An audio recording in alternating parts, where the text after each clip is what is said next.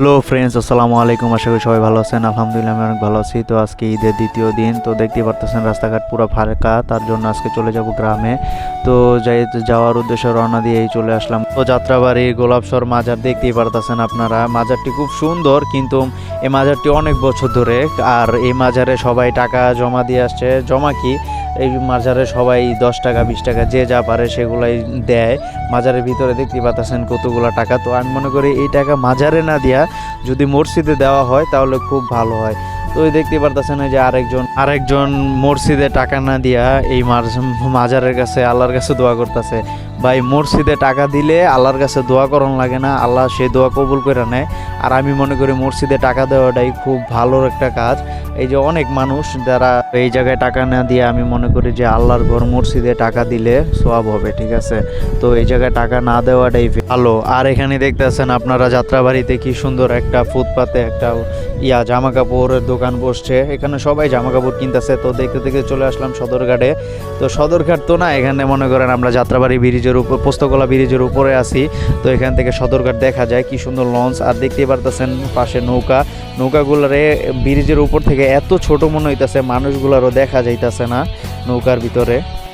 Postogola bridge পারানোর পরে আমার driver, মনে করেন যে বাসে আমরা আসতেছিলাম ওই বাসের ড্রাইভার পুরা জ্যাম লাগাই দিছে রাস্তা, ওর গাড়ি অফ হয়ে গেছে। আর তারপরে আমরা চলে আসলাম পদ্মা সেতু টোল দিতে। তো এই যে পদ্মা সেতু, এটা হলো পদ্মা সেতুর টোল। এখানে এখন টোলের জন্য আমরা দাঁড়াইছি। পদ্মা সেতুর টোল দেওয়ার পরে দেন পদ্মা সেতুতে উঠতে দিবে। তো এই যে টোল দেওয়া শেষ হয়ে গেছে। তো আমরা পদ্মা সেতুর উপরে উঠতেছি, আস্তে আস্তে গন্তব্যের দিকে আগাচ্ছি শরীয়তপুরের উদ্দেশ্যে। তো এখন আমরা শরীয়তপুরের ফ্লাইওভার মানে পদ্মা সেতুর উপরেই আছি বর্তমানে।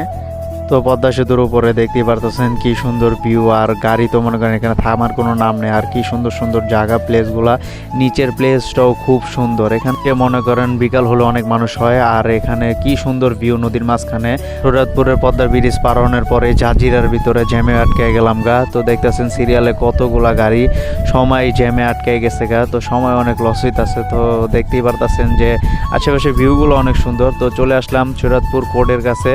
তো এটা হলো শরীয়তপুর কোর্ট, ঠিক আছে। কোর্টের এটা হলো আপনার পিছন সাইড। এখানে হলো উকিলরা আর অন্য যারা আছে মৌরি টুরি, এগুলো হলো এখানে বসে। তো আর একটু আগাইলেই মনে করেন আপনারা দেখতে পারবেন শরীয়তপুর কোর্ট, ঠিক আছে। আপনার মনে করেন শরীয়তপুরের ভিতরে মেন ডিস্ট্রিক্ট হলো শরীয়তপুর থানা, আর এটা হলো শরীয়তপুরের সেই কোর্ট, শরীয়তপুর কার্যালয়। ভিতরে দেখতে পারতেছেন পুরো খালি, যেহেতু ঈদ মৌসুম তার জন্য ভিতরে কিছুই নাই, মানুষজন কেউই নাই। অন্য সময় হয়তো মানুষজন একটু বেশিই থাকে।